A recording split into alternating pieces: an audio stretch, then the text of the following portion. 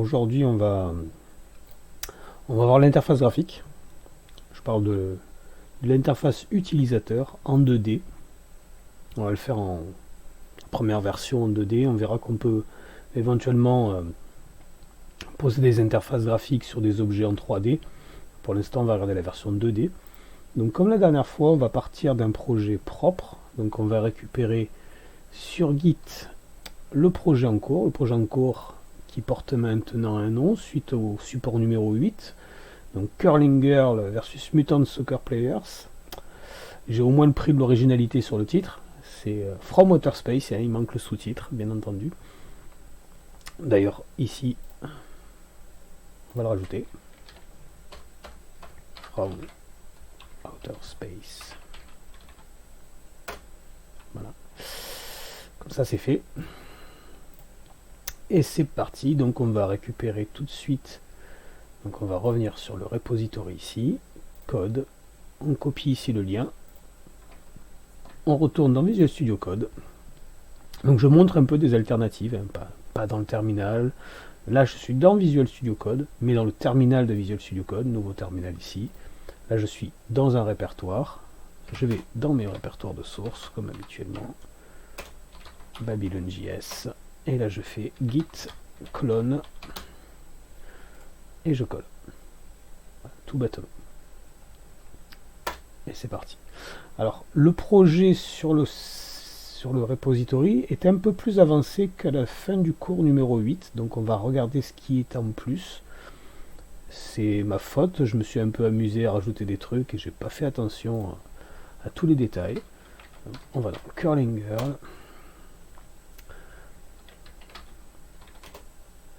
On relance un Visual Studio Code. On aurait pu faire autrement. Là, je peux faire File, Open Folder. Et voilà pourquoi je ne l'ai pas fait, mais peu importe.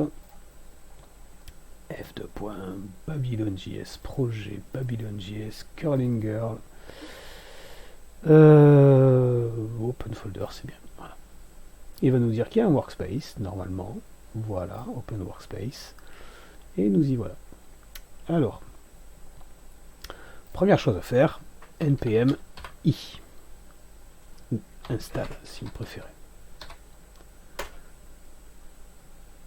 Voilà, il va installer toutes les dépendances du projet. On va l'exécuter, voir ce qui marche.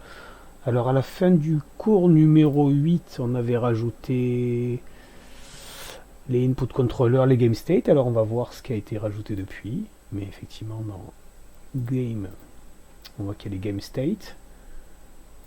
Et des petits trucs en plus. Voilà, on a ça par exemple. Visiblement, curling stone reset to center, ça sous-entend qu'il remet le curling au centre parce que j'ai dû rajouter la gestion des buts. Alors comment on rajoute la gestion des buts? Je montre très vite. Dans l'arena, on avait les zones A et B qui étaient ici. On avait déplacé ça, je pense qu'on était dans le cours numéro 8. Et on avait cette fonction là, je vérifie tout de suite si elle y était. Mais visiblement je pense pas l'avoir mis. On vérifiera. Donc cette collision zone, et on va lui passer le curling mesh. D'ailleurs on va en profiter, F2, on renomme, pas curling mesh, mais curling mesh. Voilà, et il a renommé partout. F2, donc. Donc ici, cette collision zone qui est appelée par game, en gros il lui dit, ici, si cet objet-là rentre en collision avec les zones, soit tu appelles goal zone A, soit tu appelles goal zone B. Alors je l'avais peut-être mis en exercice à la fin. Est-ce que j'avais pas demandé à faire un exercice, à gérer les goals peut-être? Non. Bon, c'est pas grave. Donc, ce qui est intéressant ici, c'est que c'est une des approches possibles. On aurait pu avoir un callback, mais j'ai préféré ne pas mettre de callback. Et il appelle Global Manager, Goal Zone A ou Global Manager, Goal Zone B. Donc je déporte l'intelligence de gestion des buts, l'intégralité dans Global Manager. C'est un choix. L'avantage, c'est que c'est plus portable comme projet. Alors, il est dépendant de cette fonction, certes. Mais de toute façon, objectivement, Arena est très fortement dépendant du jeu. Mais il n'est pas si dépendant que ça, du coup. Puisqu'on aurait pu faire un système de messages, ce qui aurait été plus propre. On n'est pas dans un triple A, je préfère préciser. On aurait pu créer un événement goal A et un événement goal B. Mais là, on n'est pas dans le code le plus propre du monde. On est efficace. On appelle donc goal zone A et goal zone B. L'avantage, c'est qu'il n'y a que ces deux lignes-là qui sont spécifiques. Le reste, ça reste générique en collision. Petite remarque en fait, encore une fois, ici on utilise des collisions de Babylon.js interne et pas le système physique pour les collisions, qui le gère aussi. Le problème des collisions physiques, c'est que les triggers, donc les zones de contact qui font pas des rebonds, qui font pas sont globales. Ça me plaît moyennement, c'est-à-dire qu'on a une fonction pour toute la scène qui récupère tous les événements. Je préférais que ce soit localisé. Donc c'est pas très grave, il y a mieux, on va dire, mais c'est pas très grave, ça fonctionne très bien. Voilà. Donc même si le moteur physique déplace les objets, j'ai quand même les collisions qui sont détectées ici, il n'y a aucun problème avec ça. Donc on en parlera éventuellement au créateur pour voir si ça peut poser problème, mais je pense pas vraiment. Alors le trigger, c'est le curling mesh, et le curling mesh, il est passé en paramètres, et l'autre, c'est la zone A, et la zone A, c'est notre box. La box qui, soit dit entre parenthèses, ici, n'a pas de physique. Donc c'est peut-être pour ça qu'on n'a pas de souci. On a un des deux objets qui n'est pas lié à la physique, qui est un objet normal. Et en paramètre ici, dans cette collision zone, il reçoit donc, normalement, on va voir où est-ce qu'il est appelé, ici, bouton droit. Je demande à trouver toutes les références, ben, il n'y a que lui. Je fais un CTRL F, voilà, plutôt ça. Il est appelé dans arena.js. Non, game.js, voilà, il est là. Et ici, cette collision zone, on voit qu'on lui passe le game object, curling stone game object, on lui passe le mesh. Donc indirectement, ça devrait marcher. Je ne vois pas pourquoi ça poserait problème. À voir, j'ai lu ça dans un article à un moment donné. Poser problème de gérer les collisions avec le moteur de physique, etc. Moi, je n'ai pas l'impression que ça pose vraiment problème. Ok, donc j'ai rajouté ça. Et du coup, ici, on a la collision détectée. Cette collision zone. Ensuite, on va voir dans le save. On va voir dans le game. Pourquoi? Alors, comment est-ce qu'on réagit à ça? Global Manager, Global Manager, il est là. Global Manager. On a notre score A et notre score B. C'est des variables qui sont à 0. On a une fameuse fonction goalZoneA qui fait quoi? Alors, elle joue un son. Le son du sifflet, on n'en a qu'un. Elle ajoute 1 au score A. Et elle fait ça. Elle change le game state en state new level. Alors, pas forcément super bien nommé. On devrait mettre reset to center ou goal A, peu importe. Mais bon, pour l'instant, ça me va très bien. State new level. Elle change le game state. On va voir dans le game. Et on cherche. Voilà. Notre loop, il est là. Donc notre loop, en théorie, c'est celui-là. Notre loop de jeu normal. On est en running. Ou playing, on devrait l'appeler. Peu importe. Et là, il va passer en state new level. Ce qui veut dire qu'à la fin de cette boucle-là, il va revenir tout en haut. Là, il ne va pas rentrer dans menu, dans Start Game, il va rentrer ici. Et donc, il va faire un Reset to Center. En gros, je ne vous montre pas la fonction, elle remet le curling au centre. Comme je vais devoir la montrer pour une bonne raison. Et elle change l'état pour dire, passe ici. Parce que si je ne change pas l'état, forcément, toutes les 60 secondes, je vais remettre le curling stone au centre. Pourquoi est-ce que j'ai dit qu'on allait voir Reset to Center? Décidément.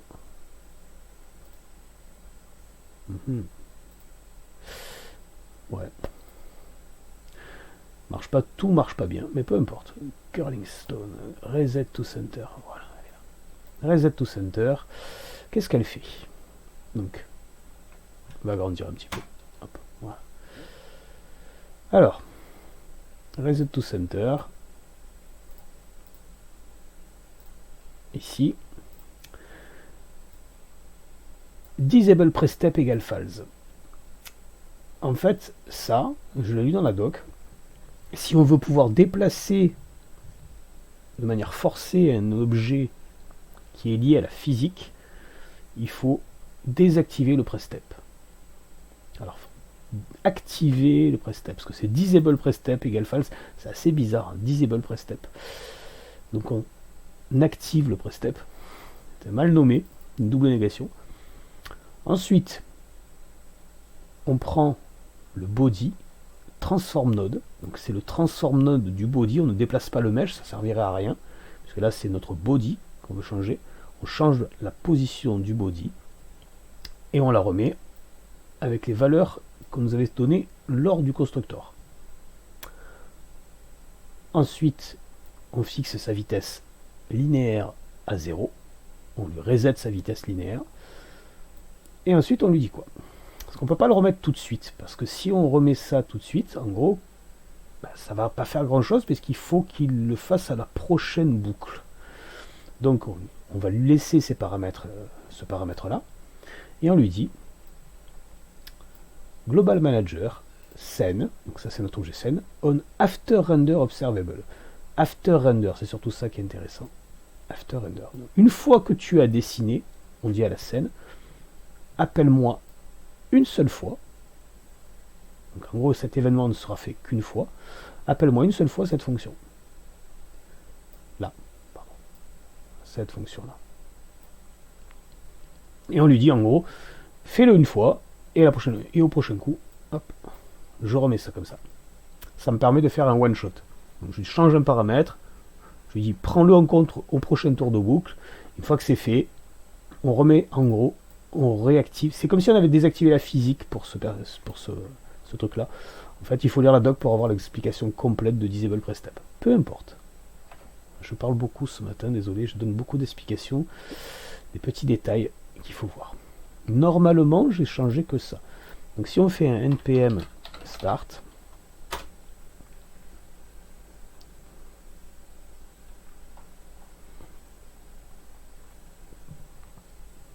on va voir où il en est, on va fermer le GitHub.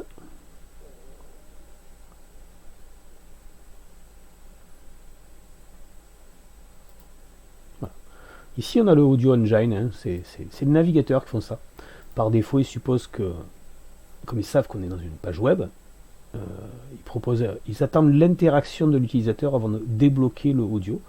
Donc là, on a un bouton qui a été rajouté par Babylon qui permet de faire une interaction indirectement. Voilà. Moi, je vais baisser le son. Donc, notre personnage se déplace. Notre personnage va marquer peut-être un but. Il n'est pas si facile ce jeu en fait. Alors j'ai une astuce, hein, quand j'arrive pas à marquer un point, je rafraîchis la page et j'essaye de le faire bien droit.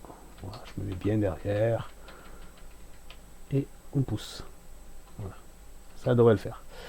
Donc on se met là, on espère que ça va rentrer. Voilà, ça marche du premier coup. Encore heureux, parce que je l'ai déposé sur le Git. Donc là on est bon. On revient ici. Et maintenant, on va rajouter tout ce qu'on pourrait faire pour que le jeu soit encore plus sympa. Alors, déjà, on va faire un tout petit détail. On va aller fermer tout ça. Close all. Donc là, on va ouvrir, par exemple, le player. Et on va regarder s'il n'y a pas des petits trucs qui traînent. Des trucs qui ne nous plaisent pas. Donc, on regarde rapidement. Alors ça, c'est tendancieux. Hein, le fait de créer une capsule pour le player alors qu'on a un mesh. On va laisser parce que c'est trop important de. C'est pas le moment, puis maintenant c'est fait. Mais on pourrait éventuellement vérifier ça par exemple. Voilà. Tous les check collision. Alors, je les cherche tous, j'en ai qu'un, ça tombe bien. Lui, ça sert à rien. Clairement, c'est le système de collision de Babylone. Hop, ça pourrait éventuellement poser problème. Donc on l'enlève. Qu'est-ce qu'on pourrait faire encore? Gérer le. Oui. Un truc tout bête. Montrer un truc. Voilà. Ici on a le jeu et quand je m'approche là je vois pas les cages et je les vois maintenant. Donc ça c'est pas top au niveau du gameplay. Donc ce qu'on pourrait essayer de faire c'est de tourner le jeu à 90 degrés. Alors je vais vous montrer où est-ce qu'on pourrait faire ça. On va aller dans Game ici, on va chercher la caméra. Donc peut-être que dans votre jeu du coup vous aurez besoin de faire ce genre de truc. La follow caméra, elle est ici. Et c'est ça qui est intéressant. Rotation offset. Donc ça, comme j'avais expliqué, c'est en degrés. Si je mets, on peut le vérifier en live, hein, node, caméra, rotation offset ici. Si je mets 10, on voit qu'on est déplacé un peu. 20, 30, 50, 90, on est bien sur le côté. Là, c'est un peu idiot. 90, 180. On peut faire ça dans l'autre sens. Mais bon, 90 c'est bien. Donc, maintenant qu'on a notre rotation offset, on va voir si on peut pas se reculer un petit peu éventuellement aussi. On va se mettre peut-être à 8. Et le radius, on va le diminuer un peu. Enfin, l'augmenter, pardon. En tout cas en magnitude. 18. C'est un peu beaucoup. 15. Voilà. Là, on a une bonne vue du jeu. Et si on se déplace, on s'aperçoit, vous ne voyez pas, mais j'appuie sur les touches, que tout est décalé. Quand j'appuie à gauche, je descends. À gauche, je descends. Quand je descends, je vais à droite. Quand je vais à droite, je monte. Et quand je monte, je vais à gauche. Et en gros, c'est tourné d'un quart de tour. Donc, on va devoir gérer ça dans l'input. Et ça tombe bien, parce que notre input est générique. Donc, on va laisser rotation offset à 90. Save. Et dans notre input, on a deux choix. On pourrait le faire ici.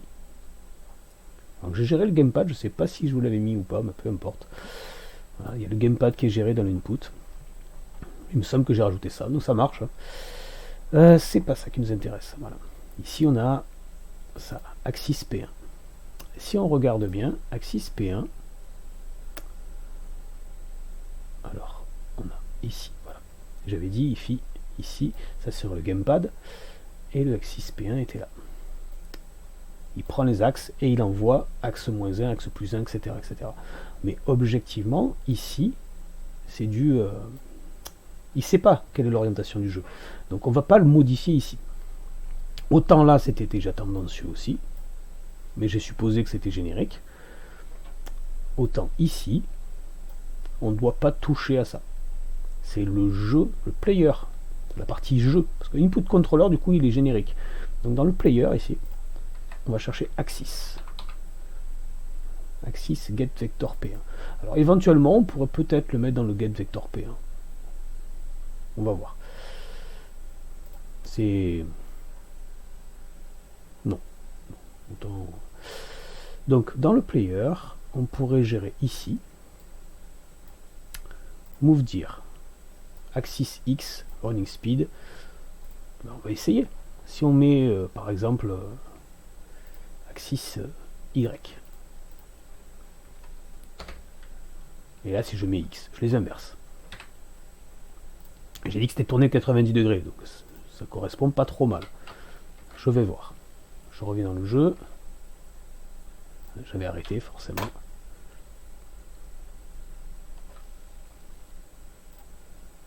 Et on va voir.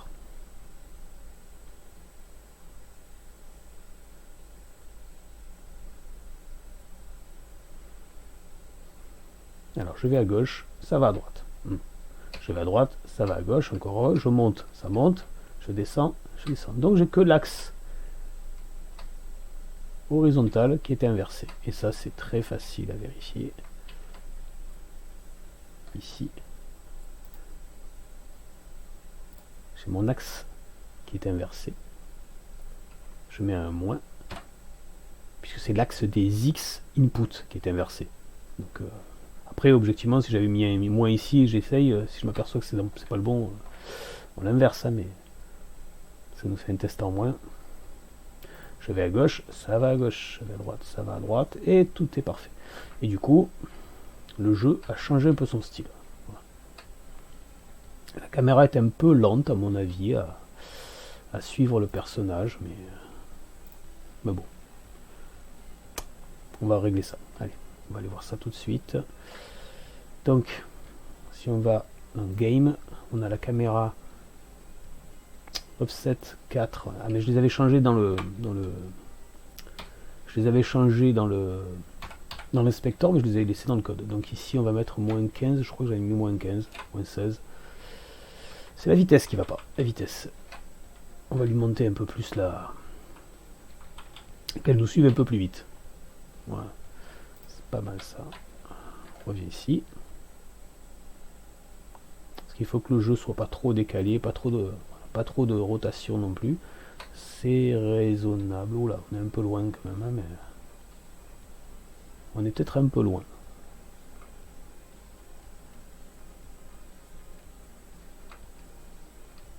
On verra. Là, oui, on va beaucoup trop loin. Ce qui m'embête, c'est pas ça. Ce qui m'embête, que j'avais repéré la dernière fois, c'était ça. Ici, on voit plus du tout le curling stone. Alors, je sais pas du tout comment on va gérer ça au niveau du gameplay. Il y a plein de manières de le faire. Faire un trou, idéalement, ce serait bien de faire un trou ici, au fur et à mesure qui suit la stone, ou de faire en sorte, alors, je connais pas ces techniques dans Babylon.js, mais je sais que ça existe, d'utiliser des stencils. En gros, on pourrait faire en sorte de dessiner le curling stone par-dessus, ici. Voire comme avec des rayons X. Mais avec Babylon.js, j'ai pas regardé la doc de ça encore. Donc, pour l'instant, c'est un peu loin, c'est un peu bizarre.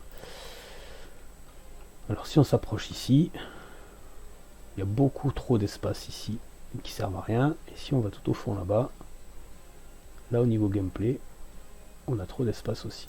Alors, node, on va sur la caméra ici, et là on a moins 16. Oh, peut-être qu'on devrait mettre moins 12. Mais du coup, la hauteur ça convient pas trop. 6. Voilà. Et on regarde.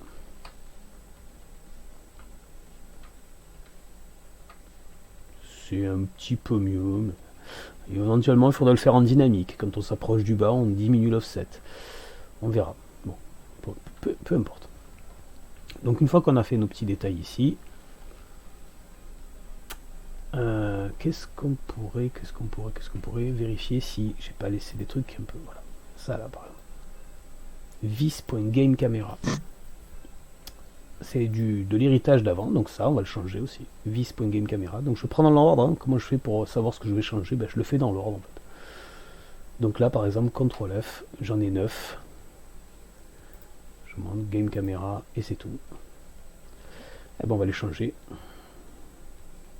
Donc là on les remplace tous par Global Manager.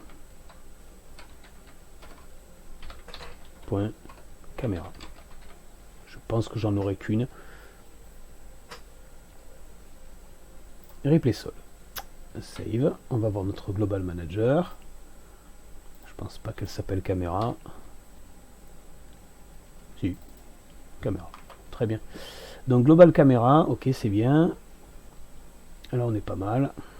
Alors, il y a des personnes qui se sont posé la question certainement de pourquoi est-ce qu'on a tout fait en objet. Pourquoi est-ce qu'on se complique la vie avec les objets. Je vais vous faire une démonstration très rapide. Alors il y a un petit détail qui va nous gêner, mais je vais vous montrer quand même. Donc là on retourne sur le jeu. Donc là ça marche, c'est bien. Je vais le mettre. Alors là et là. Voilà, ici. Ce sera plus sympa comme ça. Donc, qu'est-ce qui pourrait être amusant? Je prends ce code là, Curling Stone, etc. dans le init game. Je fais un copier. Je suis un vilain garçon. Coller. Coller. Et je vais en mettre une à 5 et une à 8. Et je sauvegarde. Je ne fais rien d'autre.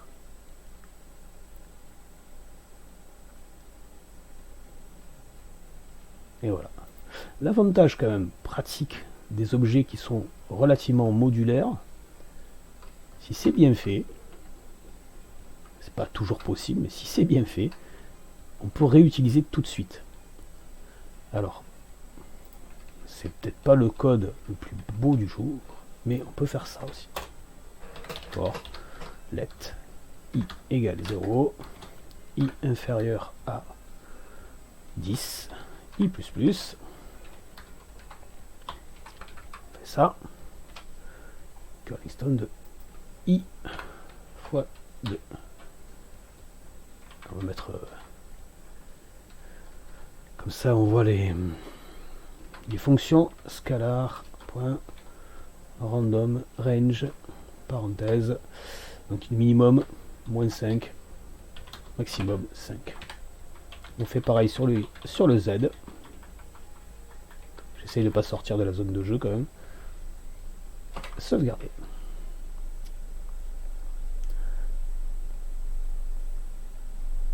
Voilà. Ça commence à être amusant. Bien entendu, j'ai réussi à faire l'exploit incroyable de taper dans les curlings sans en toucher un avec l'autre. Voilà, ils interagissent entre eux. Donc ça, c'est la puissance de l'objet. Quand on fait des objets réutilisables et qu'on arrive à les réutiliser sans rien toucher comme ça c'est cool. Bon, par contre, il faudrait faire attention à ne pas être tenté d'en mettre trop. Sinon, on va devoir gérer une autre technique qu'on verra certainement dans un cours prochain qui s'appelle les instances. Là, ça va commencer à faire beaucoup d'objets un peu inutilement identiques. Ah, c'est rigolo. Ouais, il y en a vraiment beaucoup. On est encore à 60 fps, mais c'est pas forcément le cas sur toutes les machines. Et là, objectivement, c'est tous les mêmes objets, tous les mêmes mèches, quasiment toutes les mêmes propriétés. Il y a plein de manières de le gérer autrement que comme ça. Et Babylon.js propose un truc qui est très pratique pour ça. Voilà. Donc, je voulais juste faire une petite aparté sur l'utilité de l'objet. Bien entendu, c'est pas forcément toujours faisable. Si on duplique Arena, ça fait faire un carnage, mais ça peut être intéressant de vérifier, par exemple. Si je le mets un peu plus loin au fond, donc par exemple à 30, alors bien sûr je réaffecte la variable, tout ça, mais on n'est pas en train de faire le code du siècle, là, on est en train de juste s'amuser. Donc on voit que, visiblement, si je mets 30,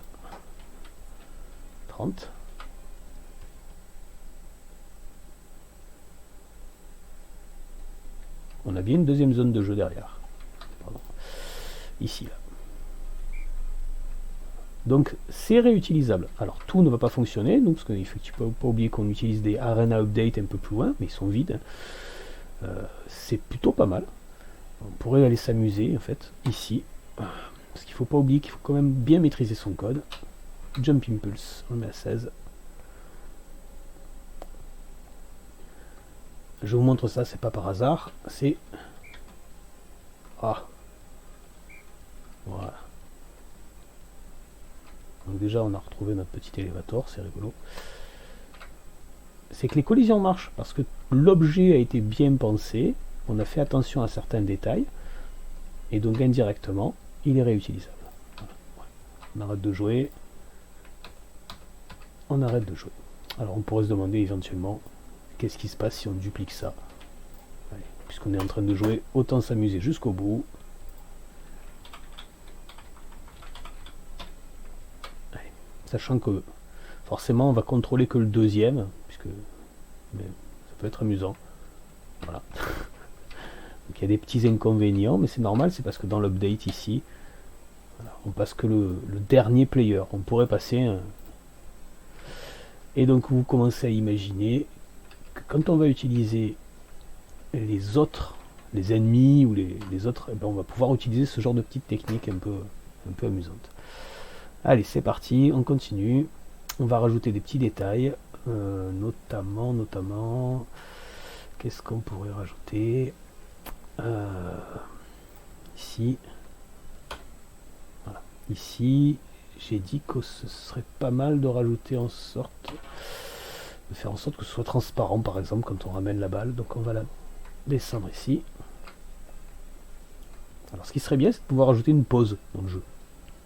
Donc on va le faire, ça. Ici, debug. On a un test ici qui s'appelle debug. Si on appuie sur I, il se passe quelque chose. Eh bien, on va rajouter un. Si on appuie sur P, à ce moment-là, vis-point, et là ce sera B pause. Pourquoi je mets B? Parce que c'est une mauvaise habitude de programmeur en C. Je préfixe mes variables par leur type.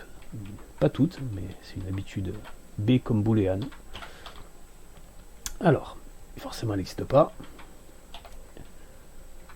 Et on fait ici if bpose. On n'a pas besoin. Si, if bpose. Non, j'ai besoin de faire ça. Juste ça. Non. On va quand même faire ça propre. J'ai pas envie de vous montrer des trucs qui sont pas terribles. Alors, c'est global manager.gamestate égale. Donc là, on était en mode si on est en pause. On vient de la faire. Ici, pause égale note bpause. Si on est en pause, on se met en states.state. Ça devait être prévu, je pense. State pause. Else, et là, on n'a pas sauvegardé l'état.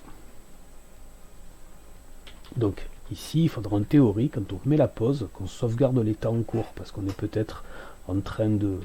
On était peut-être dans le menu. Donc, le plus simple, pour faire ça, parce qu'en théorie, il faudrait mettre global manager.gamestate égale save state. Sauf qu'on va tricher un peu. On ne met la pause que si on est en running. Donc, ici, je vais tester if. Alors, je pourrais faire un end ici. On est en mode scolaire. If gamestate, c'est global manager.gamestate est en running. À ce moment-là, je vais faire un certain nombre de choses. Else, j'en fais d'autres. Si je suis en running, je bis.bpose égale true. Et je me mets en pause.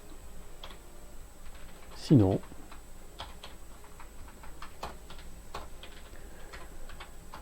on se met en false.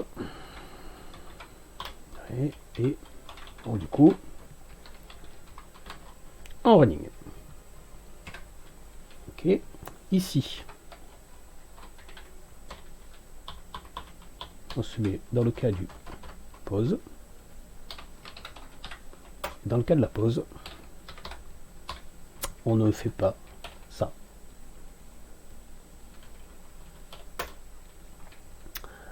Ok, il nous reste à rajouter, j'ai oublié ça. Oh, d'ailleurs, on pourrait même aller plus loin. Puisqu'après tout, c'est une chose importante. Objectivement, ça sert pas à grand chose puisque j'ai ça. Mais c'est par habitude. Global Manager, GameState, bpose. Par défaut, on le met à false. Alors,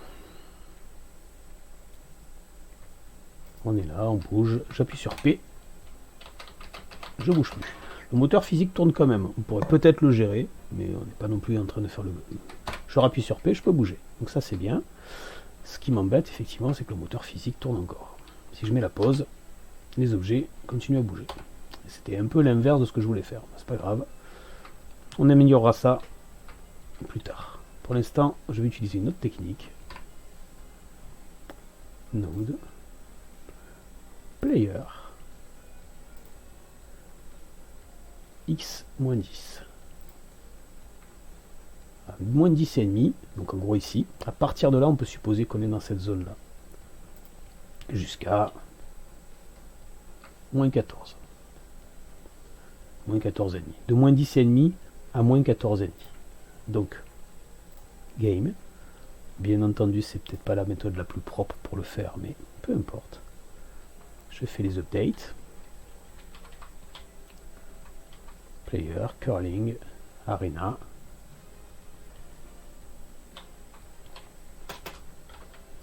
Ici, on va faire une... On va le noter.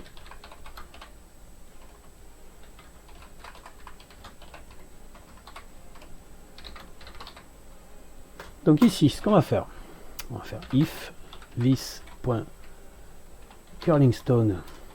Point. Alors, on peut tester la position du body ou du mesh. Le mesh est associé par le body, donc on peut tester aussi GameObject. Point absolute. Absolute position. Donc si l'absolue position est inférieure à, j'ai dit, moins 10,5, alors else. Donc ici on peut y aller, vis, point. Alors qu'est-ce qu'on veut rendre transparent? Ben, lui là, ce truc là. Et ça c'est quoi? Eh ben, on prend le mode picking qui était ici, on clique sur ça et on arrive sur boards primitive 1. Alors on ne va pas demander ici en dur à faire un find de cet objet là, on va le sauvegarder quelque part, donc on va supposer qu'on va le sauvegarder au moment où on charge l'arène, mais peu importe, on va l'appeler, donc on va mettre cette information en boards. Alors pour pas vous embrouiller, parce que ça risque de vous embrouiller, je prends le nom qui est là, et c'est dans Arena que je vais gérer ça, et je vais d'abord le faire propre. Arena, hop, ici, quand on charge les mèches, ici dans les mèches, on les fait, on fait les tests, et on fait plein de choses. Ici, on va faire un if child mesh point name égal ça. Donc normalement ici, si c'est égal à ça, à ce moment-là, on va faire un vis, point, et on va créer une... Voilà, c'est pour ça que je voulais le montrer d'abord, c'est pas magique, c'est que je vais créer une propriété qui s'appelle boards primitive 1, je pourrais l'appeler autrement, mais peu importe, est égal à child mesh. Et lui, évidemment, même si ça peut marcher quand même, je vais quand même le mettre ici, point virgule. Je pourrais le mettre à 0, etc. Ce serait plus propre, mais pour l'instant, on va supposer que notre code est bien fait et qu'on ne fait pas n'importe quoi. Mais on pourrait le tester. Donc c'est pas mal. J'en profite, il y a un autre truc qui pourrait être sympa, c'est que les rebonds sur la partie jaune soient plus forts que les rebonds sur la partie blanche. On verra plus tard peut-être, ou je le rajouterai en dehors de la vidéo, mais on peut le tester ici aussi. Ici, regardez, quand on fait le physique aggregate, ici, on crée une masse, on crée machin. On pourrait tester if quelque chose et faire des rebonds différents. Différents du sol, par exemple. Parce que le sol, je veux pas qu'il rebondisse. Par contre, les bords, oui. On va le faire. Pourquoi pas? On y est. Donc on va le faire. Donc c'est lequel? Je vais me remettre en plein écran ici. Si j'y arrive. Voilà. Donc ici, par exemple, je fais un picking. Je prends lui. C'est ice. Ça c'est bien. Lui, c'est qui? Board primitive. Le bord bleu, je m'en fous. Le 1, on a vu ce que c'était, c'est celui qui va être caché. Le 2, ah ben voilà. Le 2 nous intéresse. Le 3, c'est la glace. Donc c'est le boards primitive 2, ici. Et ben on va faire un test. Comme ça on fait d'une pierre deux coups. Alors, si c'est 1, on fait ça. Else. Parenthèse. If child mesh.name égal ça. Else. Pourquoi je le fais else? Parce que ici, il a déjà été créé le mesh aggregate, donc je vais devoir changer des petits détails. Alors, comment on va faire? Ça, on va pas le mettre en constante. Ça, on va le mettre après. Donc on prend tout ça. On se déplace là. Ici, comme ça, c'est bien. Ensuite, ici. Si mesh égale...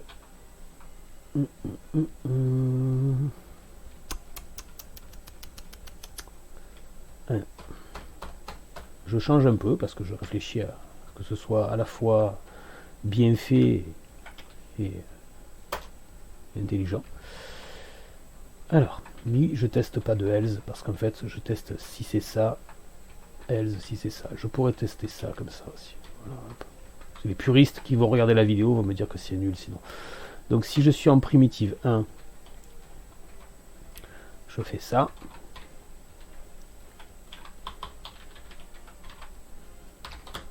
Voilà. On a une jolie variable. Voilà. Franchement, je fais pas un concours de code. Hein. Else. Ça, on s'en fout.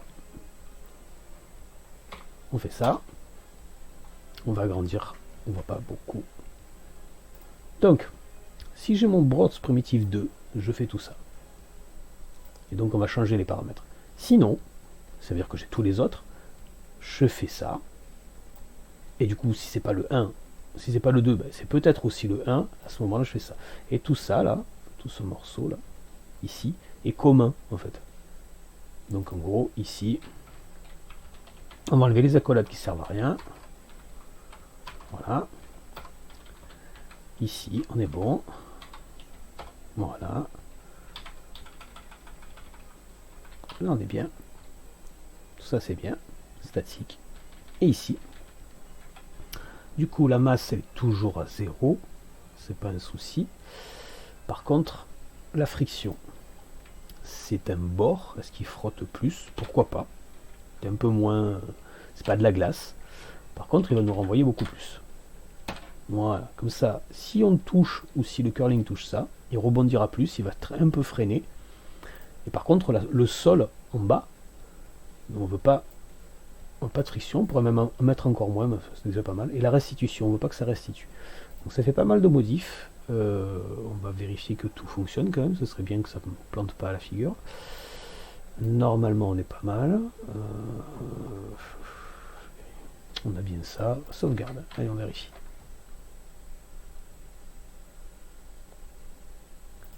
Alors, bah déjà ça plante pas, c'est bien. On envoie ça un peu fort. Ouais. Si, ça rebondit un peu plus. Si, voilà. On aurait pu tester avec un truc plus sympa, mais peu importe. Ok, là on est bon, c'est pas mal. On a donc une spécificité. On va retourner dans le code quand même, voir si j'avais pas oublié de faire un peu de ménage. Alors, GameObject égale dans Arena, ça c'est bien.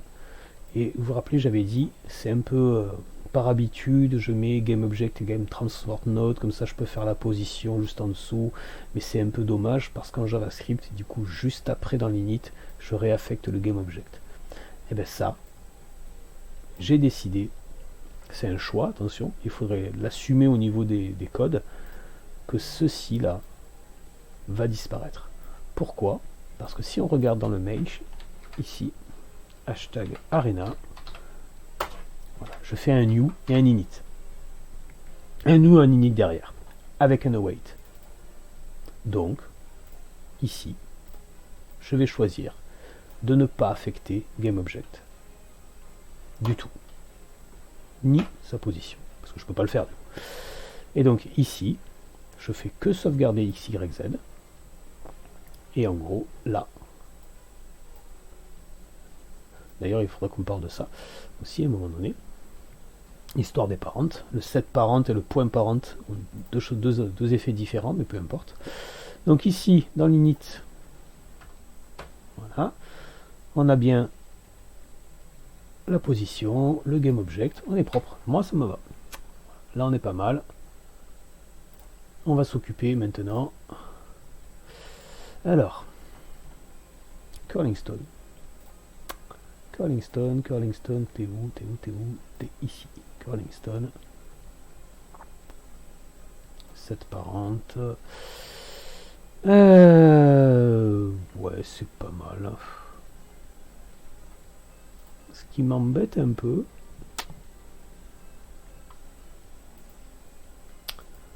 déjà on va la changer de taille. Voilà. Bon, on verra après. Je suis un peu puriste sur certains trucs. Ça là, on verra ça plus tard. Mais il y a une discussion à avoir sur le fait de faire un set parent ou de faire ça. Qui n'a pas là du tout le même impact en fait. Alors, on pourrait penser que ça fait pareil, en fait pas du tout. Je vous invite à lire la doc. Si vous avez des soucis avec l'histoire de parent et de l'annulation des parents ou même de mettre un parent, il y a de fortes chances que ce soit lié à ça. Une histoire de respect de position ou de reset de position. Pour l'instant, on va rester comme ça. Donc maintenant, on va s'occuper de mettre l'interface utilisateur, je pense. Parce que là, je vais réfléchir. Est-ce que j'avais mis tout ce qu'il fallait dans Global Manager? On va gérer les UI. C'est parti. Donc on a besoin de deux interfaces. J'ai dû faire une bêtise quelque part. Dans ça là. Alors, oui, on a oublié de gérer ça. Donc vis.arena. Alors, on a dit que c'était board quelque chose. J'ai complètement oublié que j'étais en train de faire ça. Vivement que je sois plus malade. Alors, c'était dans Arena, et c'était lui. Boards primitive. Donc, ça, si on est inférieur à 0, on pourrait... un des moyens de le faire serait de mettre l'alpha, par exemple, de l'objet, ou du matériel plutôt, c'est plus propre. Donc, point. Alors on pourrait faire ça par exemple. Visibility égale 0.2 par exemple. Else, je sais, c'est pas optimisé. 1.0. On peut tester déjà. Brut de forme. Donc si le curling arrive à un certain niveau, en théorie ça fait rien du tout. Alors, est-ce que c'est pas moi qui ai fait une bêtise? Arena Boards Primitive. Comment est-ce qu'on peut savoir pourquoi ça pose problème? Il y a plein de manières de le faire, et du coup on va rentrer dans la... J'ai envie de vous le montrer. Il y a deux manières de débugger. Sur un site web pur, on est obligé de faire F12, plus ou moins obligé, d'aller dans les sources, et d'aller chercher, oui, que j'ai déjà des breakpoints. Des breakpoints dans le code HTML. Mais on pourrait faire autrement. Alors on va faire les deux du coup. On va là. Alors là on a les sources compilées ici là. Mais heureusement comme on a des maps, on peut voir les sources officielles. Elles sont pas compilées, elles sont compressées, mais peu importe. Ici, par exemple, je me mets là. Je suis dans un update, donc forcément je vais y rentrer. Je l'enlève, je continue. Est-ce que je suis bien? Est-ce que je rentre là? Par exemple. Là, visiblement, mon personnage bouge. Et, visiblement, si je fais F5, voilà, j'arrive là. Hop, je pousse mon curling stone. Visiblement, on n'y rentre pas. Alors, pourquoi ce test-là? GameObject, c'est bien lui. Et je vois l'erreur tout de suite. Voilà, j'ai erreur conceptuelle assez basique. Absolu de position, c'est bien, c'est un vecteur. Si je teste pas ses composantes, je peux pas savoir à quoi il est inférieur. C'est point. On avait dit que c'était point X, parce qu'on a tourné là. On a tourné de 90 degrés la zone. Alors, ce qui était intuitivement le Z ne l'est plus du coup. Donc là on attend et ça devrait... Hop, voilà. Bien. J'enlève, continue. Ah, et ça marche. On vérifie, mais regardez, on voit à travers. Ça marche, c'est un peu brutal. Et si on repart au-dessus, hop, voilà. Donc l'effet escompté est pas si mal. On va peut-être marquer un but. Non, fallait pas rêver. Donc l'effet escompté est pas mal. Je préfère pas passer par Visibility, moi, mais par Material. Material.alpha. Donc, on vérifie si ça fait pareil. L'avantage du matériel, c'est qu'on pourrait faire du blending, etc. Donc on verra. Après, il faut maîtriser un peu plus Babylone, ce qui est pas évident encore pour l'instant. et c'est fait bizarre. Alors, c'est normal, les paramètres du matériau ne doivent pas être préparés à ça. Donc, materials, matériel, on va cliquer dessus, on arrive sur primitive 1, je vous montre, link to material, board middle. C'est lui. Board middle, on voit bien qu'il a mon alpha que j'ai forcé à 0, et il a un transparency mode à opaque. Si je me mets en alpha blend, c'est beaucoup mieux. Donc c'est le transparency mode qu'il va falloir régler si on veut utiliser cette technique là. Alors je vous montre ça parce que ça peut vous servir dans votre jeu. Moi personnellement le visibility aurait suffi, je serais passé à autre chose. Ce qui est intéressant c'est ça là. Est-ce qu'il y a des paramètres qui pourraient être intéressants? Parce que le add c'est pas mal. Le add est pas mal en fait parce qu'on voit encore du blanc. Alors si je me mets en combine, moi c'est pas si mal finalement. Subtract, pourquoi pas. Multiply, non. On pourrait vérifier, il y en a plein. Combine, c'était bien. On va rester sur le combine. Allez, c'est parti. Donc, il faut qu'on ait réglé le transparency mode du matériau. Alors, pour faire ça, ça tombe bien, comme ça je vous montre. Quand on charge un objet, ici, il va falloir que j'accélère parce que ça fait une grosse vidéo. Ici, quand on charge l'objet, là, on fait. Ici, on a fait que sauvegarder son mesh. On a sauvegardé, on a gardé un pointeur sur son mesh, on va dire. Ici, ce qu'on peut faire, c'est qu'on est sûr qu'on est sur board primitive 1. On va faire let material, mat égale. Donc c'est child mesh, point matériel. Donc je récupère une variable sur son matériel, mat.transparency mode. Je le sais parce que j'ai cherché dans la doc. Hein. Je me rappelle pas par cœur. Matériel, point. Et là, on a plusieurs choix. Et donc, matériel, point. Et là, on voit alpha blend, alpha test. On retrouve ce qu'on avait vu tout à l'heure dans l'inspecteur. Alpha blend, c'est bien. On peut essayer ça. Et on a dit que oui, il fallait mettre mat, point. Et là, c'est le alpha mode. Parfait. Donc, là, il y a un piège. Moi j'ai cherché longtemps, hein, le alpha combine, est-ce qu'il est défini? Non, et en fait il est dans engine. Voilà. Alpha combine. C'est un truc plus générique, donc ils ne l'ont pas mis dans les matériaux. On sauvegarde et on vérifie. Idéalement il faudrait faire un trou, mais bon, j'ai expliqué, ça va être un peu plus compliqué à faire. Alors, on tape dedans. Ça marche encore, mais c'est brutal. Nickel.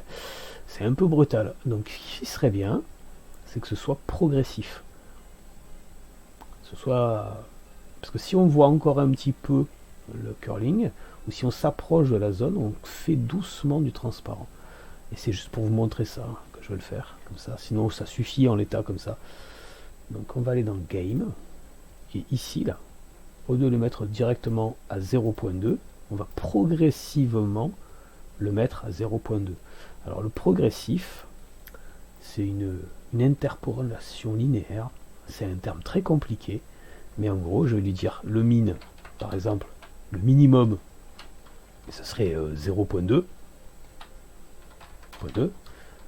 Le max, c'est 1. Et le pourcentage de la valeur, c'est 1%, c'est un taux, hein, c'est entre 0 et 1. Si je mets 0, il va faire ça. Si je mets 1, il mettra ça. Donc, je vous montre. Alors, le alpha est égal à, on va mettre value, et on va mettre un let, value égale, alors c'est Scalar qui propose ça, point, et ça s'appelle le linéaire, je sais plus trop quoi, l'ERP. Donc vous cherchez LERP, c'est une technique très souvent utilisée dans les jeux. Donc ma valeur minimale, ce serait 0,2. Sauf que moi je veux passer de doucement, on va essayer 0.2,1. Sauf que moi ça va être l'inverse. Je vais plutôt partir de 1 et arriver à 0,2. On va partir de 1, voilà, arriver à 0.2. Voilà. Et maintenant, mon taux. Mon taux, c'est quoi? C'est plus je m'approche, plus je... J'ai dit que c'était entre 10,5 et 14,5. Donc, c'est ma position en X divisé par 14,5. Enfin, divisé par moins 14,5. Puisque c'est mon maximum. Si j'arrive à 14,5, ça fait 1. En théorie, si j'arrive à 10,5, ça va faire quelque chose. Après, on va enlever moins quelque chose. Enfin, on peut faire ça, hein, moins 10,5. Voilà, si vous voulez. Pour du pur puriste. Voilà, on va faire ça. J'enlève 10,5 à ma valeur. Et voilà. Mais, objectivement, des fois, faut pas trop se prendre la tête. Déjà, si ça marche, c'est bien. Je sauvegarde. J'arrive ici. Je tape dedans. C'est pas flagrant que ce soit très linéaire quand même. Hein. Saute pas aux yeux. Parce qu'il doit y avoir un petit détail que j'ai dû oublier. Non, ça me paraît pas si mal comme ça. Peut-être que 0,2 c'est un peu fort.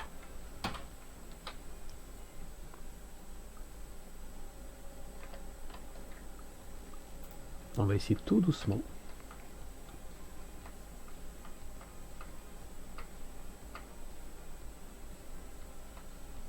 Ah, c'est pas mal. Là, on n'est pas vraiment totalement transparent.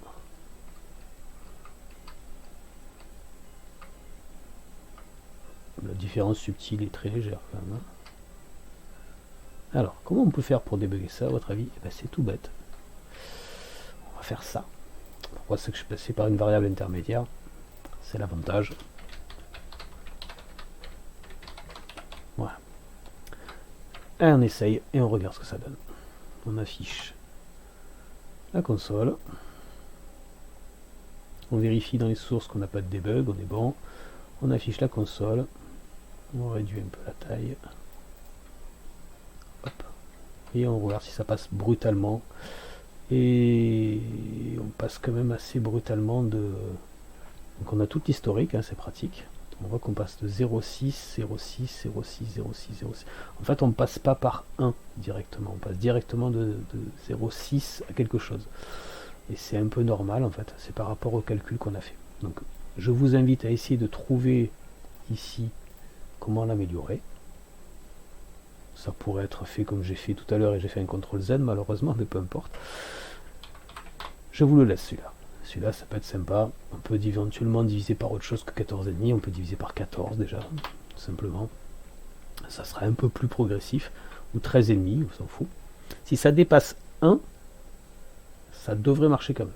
Après, je suis pas sûr du truc. Donc on pourrait faire un scalar.clamp aussi, par-dessus ça. Là, c'est pareil, je vous invite à lire la doc. Ça peut être amusant. Qu'est-ce qui pourrait être fait? J'ai dit qu'on allait s'occuper de l'UI. Donc, l'utilisation de l'interface utilisateur en Babylon.js. Alors, on va avoir besoin, comme j'expliquais, d'une interface pour présenter le jeu et appuyer sur le bouton Start. On en profitera quand on appuie sur Start pour débloquer nous-mêmes le Audio Engine. Actuellement, il y a un petit bouton fait par Babylon, c'est sympa, on peut le cacher d'ailleurs, mais nous on veut le faire nous-mêmes, parce qu'en fait on va interagir avec l'utilisateur, donc indirectement, le fait de pouvoir cliquer, autoriser, enfin inciter la personne à cliquer, ça peut être pas mal. Alors, qu'est-ce qu'on a besoin pour faire l'interface utilisateur? On a besoin, petit 1, d'un menu UI, et pendant le jeu, Game UI. Pendant le jeu, on va afficher les scores, etc. On va s'occuper de lui en priorité, bien entendu. Donc le menu UI, ça va être un objet à part. On va faire un fichier, pardon, un fichier JavaScript complètement à part. Alors c'est parti. Ici, nouveau, new file. On va l'appeler menu UI.js. Alors on pourrait peut-être mettre un U majuscule, ce serait plus joli, et pas un QSJS. J'ai fait n'importe quoi, j'ai mis menu lit. U, et là on va mettre 2 majuscules. C'est une abréviation, donc on a le droit. Classe, menu, UI. Alors le menu UI, ben, pareil, hein, oui. Il n'a pas besoin de position, pour l'instant on n'a pas besoin de lui passer d'éventuels paramètres, de machin, de quoi que ce soit. On a besoin, ben on va le sauvegarder déjà, save, on va l'exporter, ne pas oublier cette fois.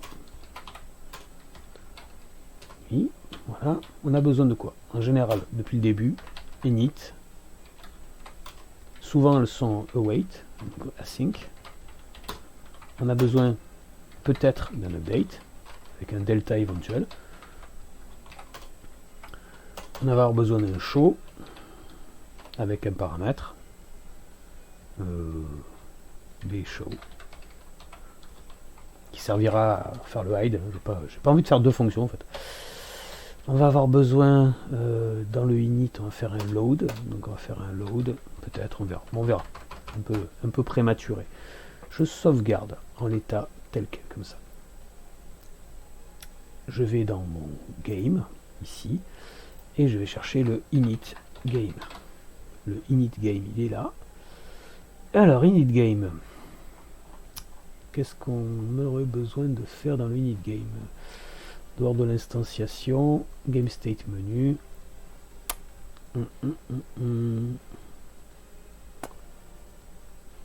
C'est... On verra. Je réfléchis, parce qu'après, au bout d'un moment, l'organisation du code commence à devenir importante. Donc là, voilà. State init. On va créer... Ouais, tout va bien. Ok. Play music. Eh ben, on va se mettre juste avant. Donc ici, this, point, hashtag, donc menu UI, c'est un new, menu UI, il nous le propose, on voit le point slash dans la proposition, point slash menu UI, donc il n'a pas besoin de paramètres dans le constructeur. Ensuite, this.menu UI, point init. Donc on va faire un await bien sûr. C'est mieux. Ensuite, on a besoin de l'afficher. Point show. Pour l'instant, c'est tout. On sauvegarde. Il ne devrait pas y avoir d'incidence. Voilà, on est pas mal. Il n'y a pas d'incidence. Alors, le menu UI. Le menu UI, c'est un peu délicat parce que c'est un gros pavé. Donc, je vous inviterai à lire la doc, hein, mais on va essayer de faire le minimum pour que vous ayez au moins un truc visible à l'écran.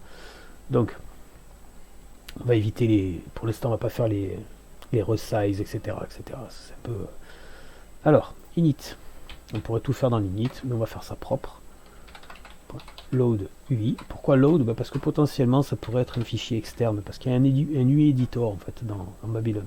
Alors moi là je ne vais pas le faire avec parce que je ne sais pas l'utiliser. Donc mon load UI va create, il va faire un create en fait, hein, peu importe. Load UI. Voilà. Mon load UI c'est quoi? Alors j'ai besoin par exemple de this.screen UI est égal à advanced texture quelque chose, c'était, alors du coup comment c'est pas advanced dynamique, je suis en train de, non, j'essaie de m'en rappeler en fait, mais non, j'y arrive pas. Alors on va lancer ici, alors on va taper Babylon.js full screen UI. Alors, Advanced Dynamic Texture, j'étais pas loin. Donc, en fait, pour faire une UI full screen, il nous faut, on peut regarder sur le playground, hein, il nous faut ça. une Advanced Dynamic Texture, qui est une texture en 2D projetée certainement soit sur la caméra, soit sur le canvas, je sais pas comment ils font, et objectivement c'est leur taf. Voilà, c'est pas mal ça. Copier-coller, des fois le copier-coller c'est bien. On va l'appeler menu UI.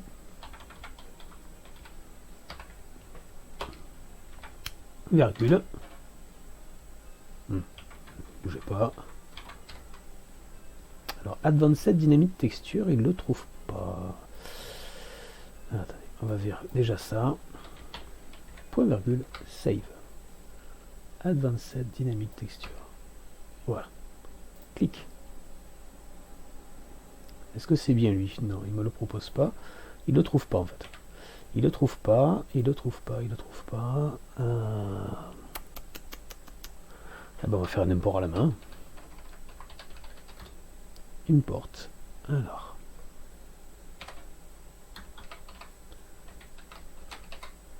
Advanced Dynamic Texture. Ok. From.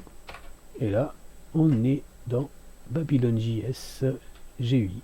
Ici, je le vois. Là. Il doit y avoir une bonne raison pour qu'il la trouve pas, mais peu importe. C'est intéressant de voir comment on fait, parce que ça a dû vous arriver aussi. Il est là. Point virgule. Save. Là, il l'a trouvé. Ok. Screen UI. J'en profite. Voilà. On va avoir besoin donc d'un screen UI. Il y a un truc qui lui plaît pas.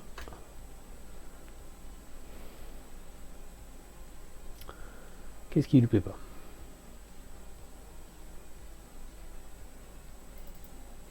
Oui.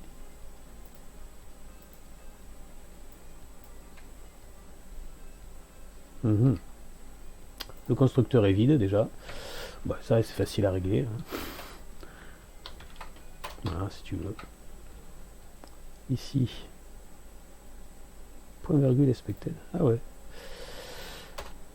Ben, il y en a un, point virgule. Alors, il doit y avoir une petite erreur que j'ai dû faire quelque part. Je ne saute pas aux yeux d'ailleurs. Alors, c'est peut-être ailleurs l'erreur d'ailleurs. On va faire ça. On arrête. npm start.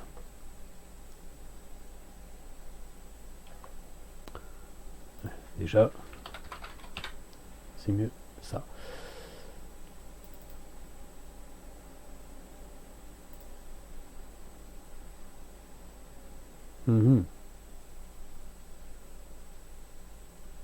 Et c'est bizarre ça.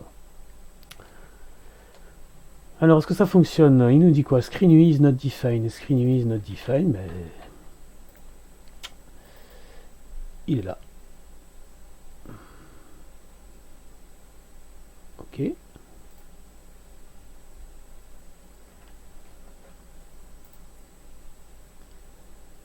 Alors, classe. Je suis vraiment malade hein, pour être aussi mauvais. Mais zéro. Je sais pas ce qu'il veut en fait. Je sais pas ce qui se passe.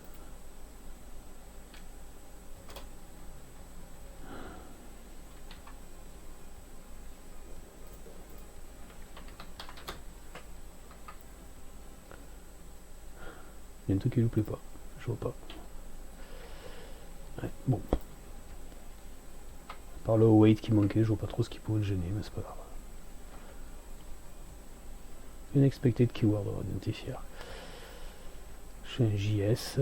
Je sais pas ce qui lui plaît pas en fait. Je sais pas pourquoi. Franchement, je vois pas ce qui le gêne. Hein. Bon. J'aime pas ça. Console.log. Voilà, allez hop, ça c'est fait. Hop. Sauvegarder. Le update. Il y a plein de trucs qui lui plaisent pas en fait, hein, c'est marrant. J'avais jamais vu ça, là, le async qui râle. Vous voyez, il manquait des trucs en fait. Export default. Pourtant j'ai bien fait un export default. C'est bien menu UI. Voilà, c'est dans la bonne classe. C'est tout ce qu'il faut, il y a tout ce qu'il faut, ça lui plaît pas. Bon, on passe à autre chose. Allez, c'est parti. Donc on a créé notre screen UI. On le voit pas. Hein, donc, par contre, on le voit pas, mais, inspector, il est là. Dans le GUI, il est déclaré visiblement, hein, parce que j'ai quelque chose dans GUI. Et ici, on voit bien que il est vide. Donc, on peut faire un edit avec l'éditeur, que je ne sais pas du tout utiliser. Voilà, ok, hop, ouais, pourquoi pas. Voilà, donc, maintenant, je sais même pas comment on fait pour sauvegarder, peu importe. C'est super cet éditeur, hein, il faut juste regarder comment ça marche.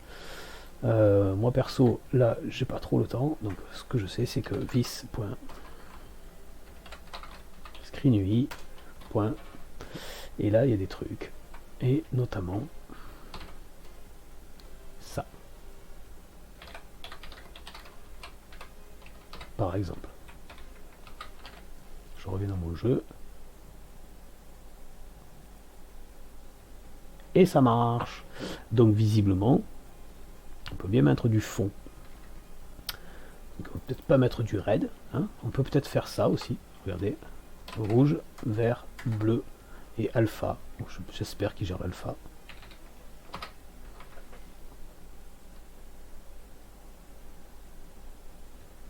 C'est magnifique. Donc on a lui qui marche. Donc on va rajouter un bouton. Donc ici c'est pareil. This.button start égale. Alors c'est un button. On va avoir un gros problème avec l'UI parce que je pense qu'il y a un gros souci au niveau des imports des imports ici. Donc là, on va le faire à la main. Import button from. Et là on voit GUI slash 2D slash. Est-ce qu'il y a bouton? Non, mais il y a controls slash button. Donc on a un bouton, parenthèse, et les boutons, pour trouver le constructeur, alors peut-être que c'est plus compliqué que ça. On va retourner sur la doc, ici. Alors, on vient ici, et on a CTRL F, button. Est-ce qu'il y a un button? Comment on fait? Create image button, create image with center text button, create simple button. J'aime bien le mot. Allez hop, tac. Il manque un morceau. Donc c'est des fonctions statiques en fait. Hein. C'est peut-être un factory. Enfin, peu importe. Start, button start. Et là on va l'appeler play. Alors, button start, il va falloir le positionner. Sans l'interface d'édition, ça va être compliqué. On va quand même déjà voir si on peut le mettre directement. Add control, ça c'est toujours la même méthode hein, pour ajouter un contrôle à lui. This.button start. Sauvegarder, on regarde. Est-ce qu'il a mis le bouton même si j'ai pas dit où le mettre? Non. Donc on va devoir le positionner. Alors ici visiblement il y a un bouton. Simple example of adding a texture to simple button example. Allez, hop. Il est où? Donc il y a width, age, color, background. Allez hop, on prend tout ça. Peut-être tout n'est pas nécessaire, mais peu importe. Je vous montre aussi que des fois il faut taper du code hein, pour faire le CTRL D. Non. D. Hop. Save. On retourne ici. Ah, voilà. Donc maintenant que je suis allé comme un bourrin pour vite voir si ça marche ou pas, il est possible que ce soit soit ça et ça. Meilleur moyen de le savoir, parce que c'est quand même intéressant de le savoir. Save. Je vous explique pas comment faire un jeu, mais comment comprendre les choses. Donc visiblement on le voit, hein, le bouton. Il est un peu gros et on peut cliquer dessus. CTRL Z, donc c'était visiblement bien ces deux-là. Le background a priori plus que l'autre, mais peu importe. Non. Et du coup, peut-être que c'est la combinaison des 4.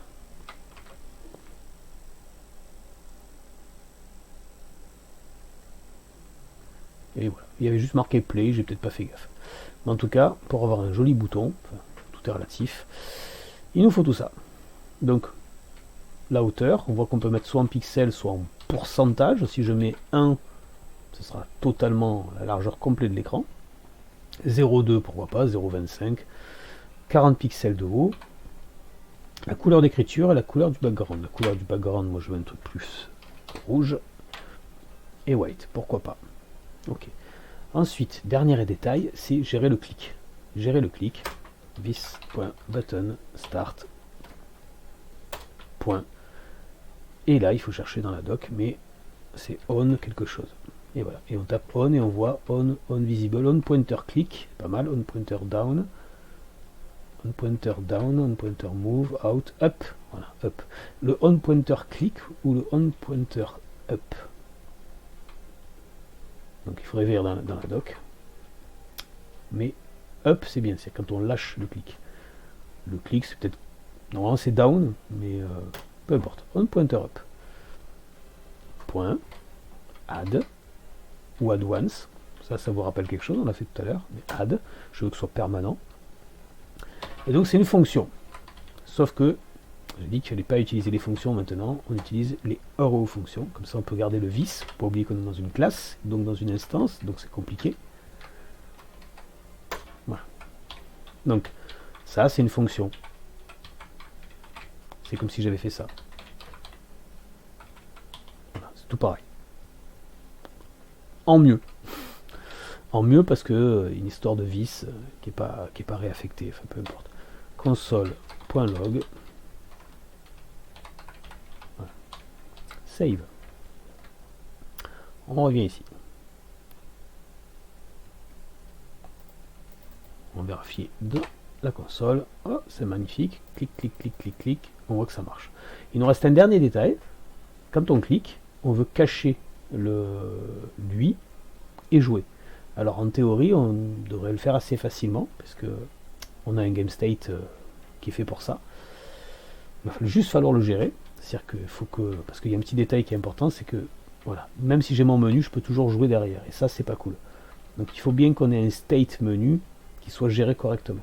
Donc actuellement, il n'est pas géré. Donc première étape, je veux que dans mon game, ici, quand je suis en state menu, ici, actuellement on part directement en start game. Non. Quand je suis en state menu, // RAS, je ne fais rien. Je pourrais faire des trucs, mais là, je fais rien. Je reviens ici. Quand on clique, je ne fais plus un console.onClick, mais un global manager.GameState, en l'occurrence, ça, parce que j'ai une copie. Je corrige les petites erreurs d'inclusion. Décidément, ce fichier, il ne l'aime pas du tout. Waouh! Import. Donc ça, c'est vraiment embêtant quand même. C'est vraiment embêtant parce que... Ouais, ok. Virgule. Voilà. Bon là, ça marche, mais c'est ennuyeux.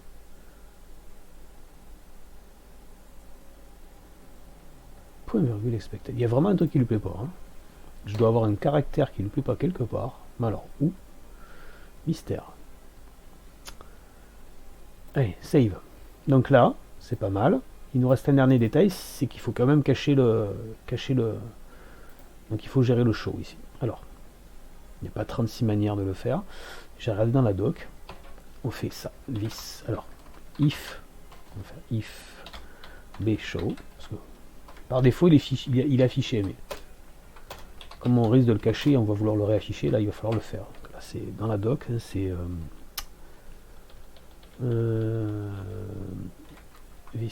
screen UI. J'essaie de retrouver ça dans la doc. Simple UI, non. Is visible. Visible peut-être.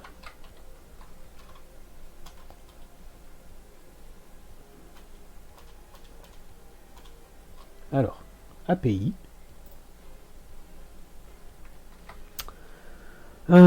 C'était quoi déjà? Root container. On ne trouvera pas. En fait, je vous montre comment je l'ai trouvé en affichant l'inspecteur ici. Je suis allé ici, menu UI, et c'est ça en fait ce que j'ai trouvé. Alors, je l'ai trouvé il y a un moment, donc je vais regarder sur une de mes autres sources. Pardon. Ben, c'est ça. Root container égale quelque chose. Allez, c'est parti. Donc j'ai trouvé screen point, et c'est root container.isVisible égale bshow. On n'a même pas besoin de faire un test. Voilà, tout simplement. Et du coup ici, on change le game state et on fait un vis. Non, show, parenthèse, phase. On sauvegarde ici aussi, et on essaye.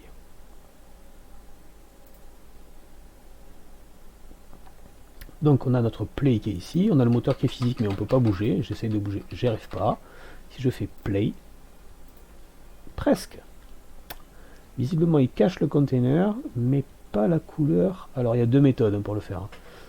Soit on fait la méthode A, qui s'appelle la méthode je contourne mon problème, en faisant en sorte qu'il n'y ait pas ça, ce qui est une des méthodes possibles. Soit tout simplement, je vous montre, si j'enlève ça, et que je sauvegarde, donc si j'enlève la couleur de fond de mon UI, elle n'y est pas lui. Enfin, elle n'y est pas la couleur. Donc si je fais play, je la vois pas. Ça c'est la méthode je contourne mon problème.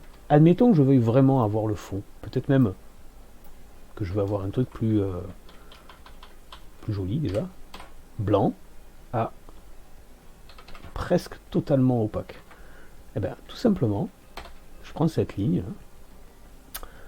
et je fais ça. If bshow, même pas besoin d'accolade.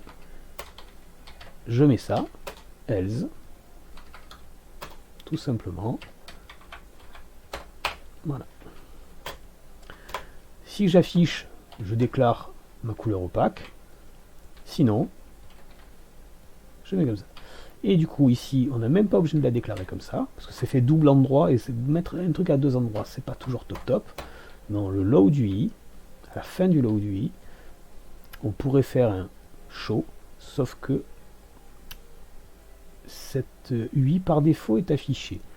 Par défaut, elle est affichée parce que on l'appelle menu UI ici. Donc quoi qu'il en soit, la couleur va être fixée. Du coup, on n'a pas besoin de la mettre là. Save. J'aurais pu utiliser une constante aussi, ça aurait peut-être été aussi propre, mais peu importe. Donc là, c'est pas vraiment la couleur à laquelle je m'attendais. Play, elle s'en va. Alors du coup, la couleur à laquelle je m'attendais, c'est parce que j'ai dû me tromper dans 1, 2 et 3 composantes, c'est mieux. Voilà, on est en blanc. Franchement, on pourrait mettre un blanc full. Ou même plutôt un... Admettons un... Quelle couleur on pourrait mettre? Oui, je sais. Je l'ai trouvé. E1B5A0. D'où ça sort ça? Ça sort du fait que j'ai choisi une image pour le jeu et que je viens de reprendre la couleur que j'avais choisie. Save.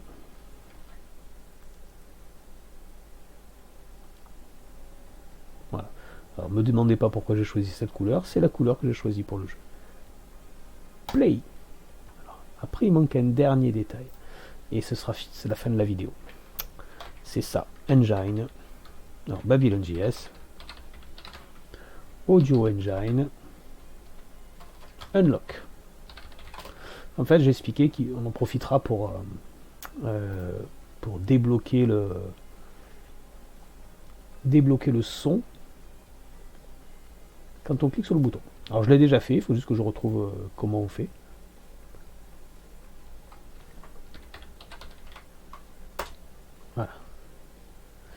Handling autopay, unlocking audio on first UTL, c'est ça qui m'intéresse. Audio engine unlock. Si elle est lockée, on fait ça. Alors ils le font sur le clic de tout l'utilisateur, toute l'interface. Objectivement, nous on va le faire. On en profite. Si jamais c'est déjà unlocké, bah, tant mieux. Sinon, lorsqu'on change le game state ici, quand on clique sur le bouton, on vérifie. Là on a encore un problème d'import. Non, c'est bon, il a trouvé. Babylon Core Engine, ouais. Il le trouve mais il le met pas. Hein.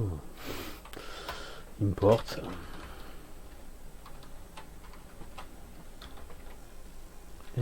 Engine from Babylon Core. Ok. Donc, si jamais elle n'est pas unlockée, on l'unlock. On sauvegarde. On arrive ici.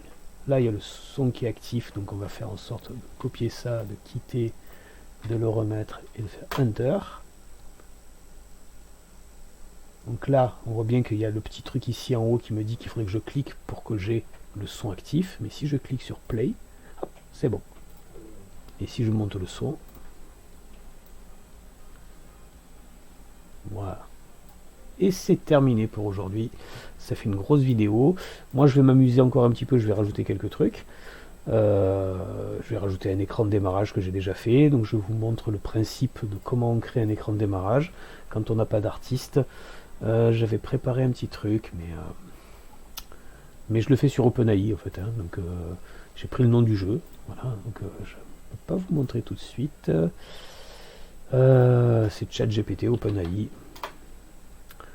Ok, je vous montre quand même. Hop, login. Oui, oui, oui. Oui, oui. Voilà, ChatGPT 4. Voilà, et donc comment j'ai fait ça? Ben, j'ai tapé le titre Curling Girl vs Mutant Soccer Player from Outer Space. Voilà, donc il est content, il me parle. Gna, gna, gna. Ok. Et là je veux un. Non, non. Curling. Ok. Draw movie picture from.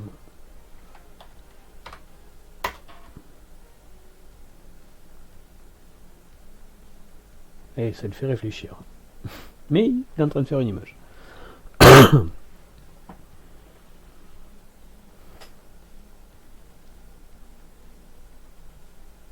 Donc, c'est pratique d'avoir ChatGPT 4 pour ça. C'est pas mal ça.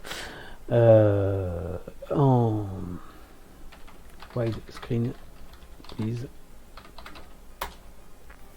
C'est pratique d'avoir ce genre d'outil parce que ça vous évite, sauf si vous êtes graphiste, de payer un graphiste pour ça. Surtout sur un sujet aussi bizarre, parce que là, c'est quand même un sujet un peu particulier. Et ça me donne une idée pour une évolution que je vais faire là en quelques minutes. Voilà, je suis désolé, c'est un peu lent hein, la vidéo. Ouais, c'est pas mal ça. Inside Ice, ok. Non, ok. Stadium. During Olympic Games. Bon. Et donc, je suis un peu malade. Voilà. On se voit bientôt. On va se quitter sur la dernière image. Ça doit être une vidéo de plus d'une heure. Je la couperai peut-être en deux. Voilà. Allez, suspense. Normalement, vous avez quasiment tout pour faire un jeu. À part, il m'a enlevé le widescreen. Ça un petit peu.